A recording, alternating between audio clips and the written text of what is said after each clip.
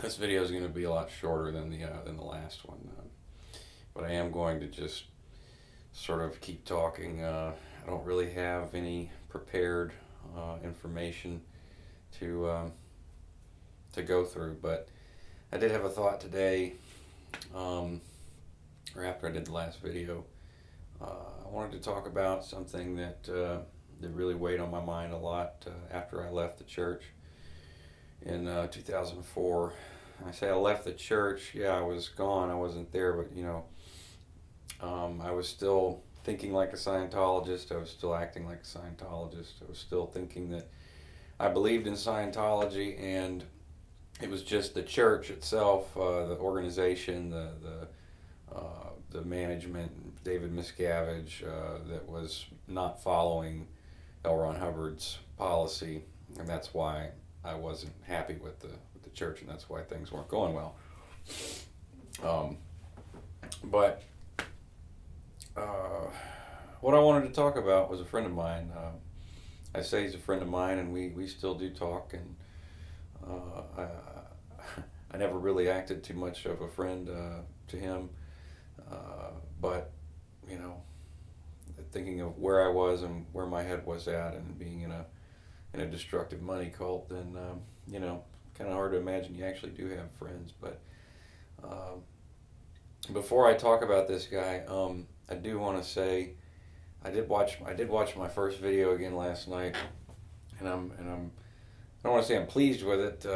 It's a very long video, but I had to do it for myself. It was very cathartic to do that, to sort of just lay it all out. Now, there's a lot of details I've left out, and then I'll try to cover later specific stories or specific incidents that happened. But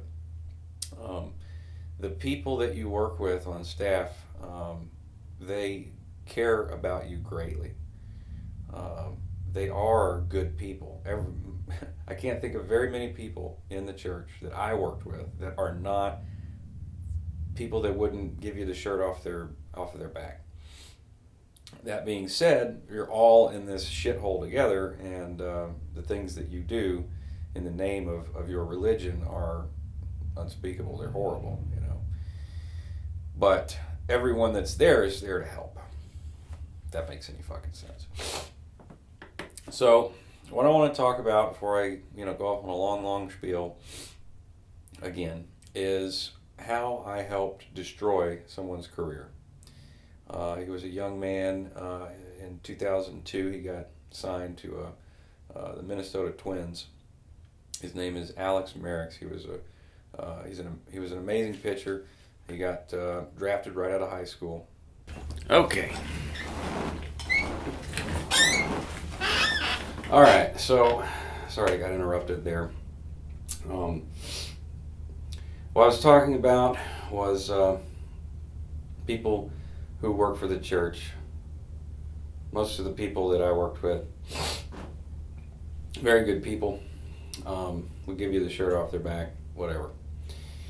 What I really wanted to talk about was how someone's career was destroyed, and how I had something to do with that, and for years it really bothered me.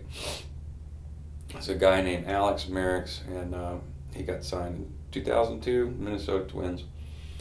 I don't remember who got him in. I think it was the Monica Galler, the PS, or Jason Rutland. Somebody got him in, and he started on some auditing right away. Now, it was known from the beginning that he was a special public, meaning someone that you want to love bomb. This whole love bomb idea that people talk about, like Chris Shelton, and anyone who's been in Scientology as a staff member will experience that.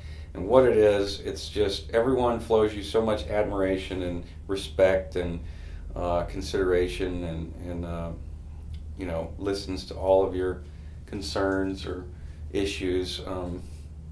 They want you to be sure that they want you to feel comfortable in knowing that your interests are theirs, so that you open that pocketbook up open wide. What I did with Alex was and this happened with a few people throughout my time as the FSMIC, which is Field Staff Member in Charge, which is a real loose term, and like I said, you change jobs a lot. I did a lot of different things on staff, but one of the things that I was really good at was recovering people, doing call-in, talking to people that were blown from the church, people who were no longer doing services, getting them back in. I wasn't really great at getting people started, but as far as keeping people in, I was pretty good at that because I had a lot of issues myself with the church, so people had a lot of common ground with me. In the church, I would call it reality. Like, they had a lot of reality with me because I had so many issues. I was so out of ethics, right? That it was easier for people to come in and talk to someone who wasn't a total, lifer. To give them a little bit of play between being a fully responsible Scientologist and somewhere in between that and being just a public that's, what they call namby-pamby dilettantes, half in, half out, just there to get a little bit of benefit, but aren't really thinking about the future and the well-being of mankind for the next trillion of years. So I got partnered up with Alex Merricks on something called therapeutic TRs. And we did these TRs, and you can look them up on YouTube and see what they are, but they're communication drills. And what they really end up doing is conditioning you to fall in line. I mean, it's a way for them it's a way to handle acknowledgments, which are basically to put a full stop to a communication. So if someone's trying to communicate to you and you don't want them to, you can stop that communication and then control that communication in a direction that you want it to go. Another drill is literally physical control. There's a drill called 8C that trains a person to use hands-on physical control on people. And this course that Alex and that I twinned with him on was all of the communication drills. And Alex felt like he had a lot of benefit out of these. I feel like it was a lot of fun to do that with him. Some of the things that you do in TRs are somewhat beneficial because in life you get people who are hostile towards you all the time. So one of the things that's really beneficial about the TRs is people pushing your buttons.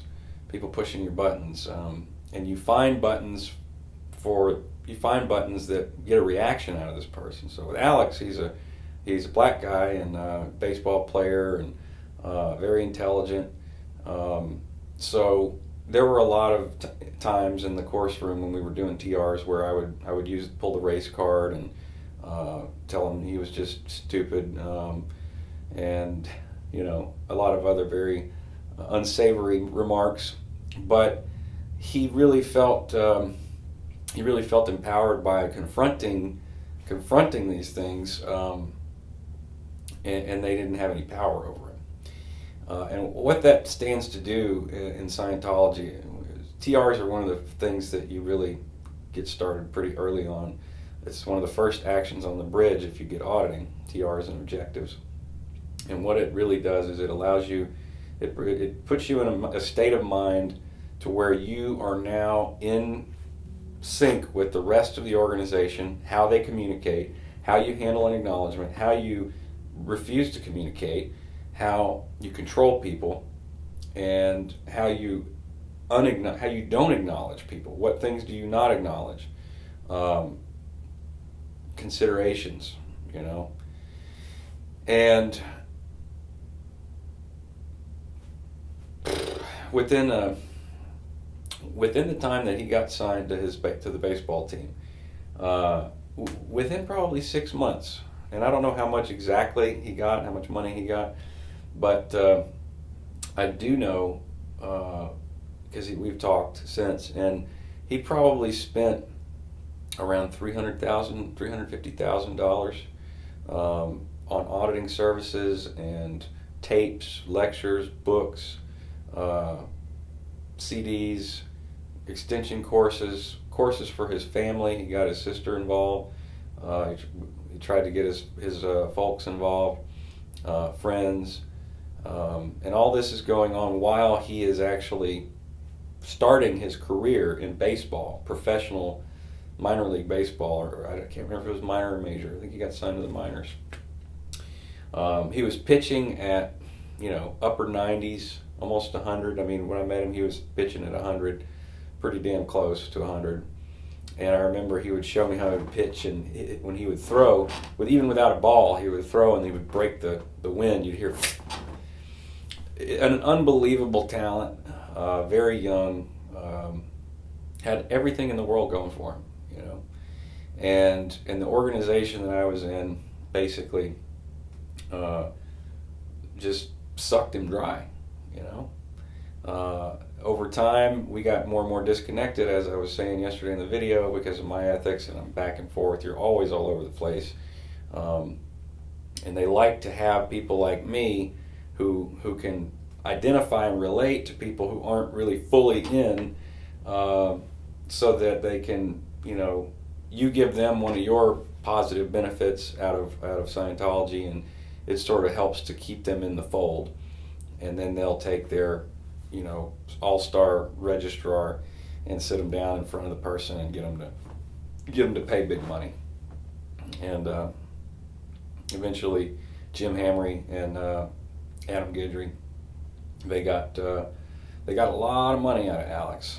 And after years of thinking about this, I contacted him and started telling him, look, there were some things that weren't right. It started really, really innocuously. Like, I wanted to feel him out. I wasn't sure if he was still a believer, and I wasn't sure if he wanted to, accept the idea that he had been so wrongfully treated.